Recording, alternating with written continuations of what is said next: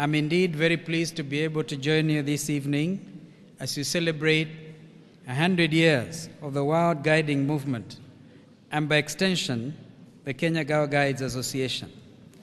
Being an active leader, as you have all recognized, of the Scouts movement, I consider myself part and parcel of your celebrations this evening, especially because we share the same founders.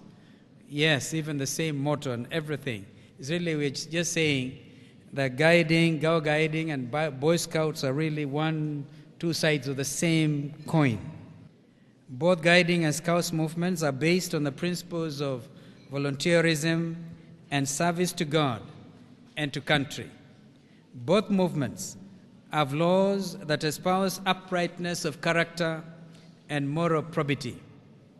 May I point out that Lord Baden-Powell was a unique visionary who a century ago saw the need to nurture young people into worthy servants and leaders right from their formative years.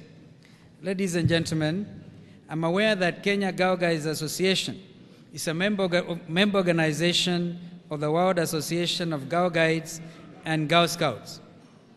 I'm also aware that the exhibition you've hosted today is a momentous journey through 100 years of friendship, of leadership, of spirituality, commitment, and responsibility to the community. I'm particularly impressed that you found it fitting to commemorate the passage of a centenary of guiding through such an innovative and memorable way. May I at this juncture say that unless we view history as part of the meshwork of organizational development, we are forever doomed to false starts, reinventing wheels, and ultimately mark timing at one spot. I therefore urge the guide leaders to learn as much from what has gone on in the past, and on it build a strong movement that I believe is uniquely placed to counter many challenges associated with childhood, teenage, and young adulthood in the world we live in today. I'm convinced that Boy and Girl Scouts are the solution to challenges that require the impartation of admissible social and ethical values, moral rectitude, and servant leadership virtues in our world. Ladies and gentlemen, it is truly astounding that more than a century ago, a group of girls convinced Robert Baden-Powell that they too needed a place for girls at the Crystal Palace Boy Scout rally in the UK, to which Madam Kiplagat referred. In fact, she called that audacity of the girls.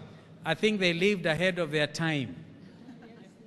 Looking back, these girls were in fact the very first advocates of affirmative action. They spoke out and challenged the norms and gender conventions of the time. Their boldness marked the start of the guide movement. The Kenya Girl Guides Association was thereafter officially launched and recognized by the London headquarters in 1922. As you know, ladies and gentlemen, the founders of Scouting and Guiding, Lord and Lady Baden-Powell, moved to Nyeri, right here in Kenya, where they lived and passed on. Their remains are in Nyeri to date, a symbolic fact that gives Scouting and Guiding the special place in our nation. Today, Kenya Girl Guides Association lives by its vision that stands for, I quote, the voice of girls and young women who influence issues that they care about and building a better world, end of quote. For many years, the association has had guiding programs in schools that focus on character building, upright leadership, healthy lifestyles, protection of the environment, and service to others. I'm glad to know that apart from the guiding programs, KGGA also works with various partners, including the Kenya government, to address emerging issues affecting the youth. In this regard, the association has been able to reach an impressive over 1 million youth in Nairobi, in Central, in Rift Valley, Coast and Eastern provinces with HIV, AIDS, and reproductive health knowledge.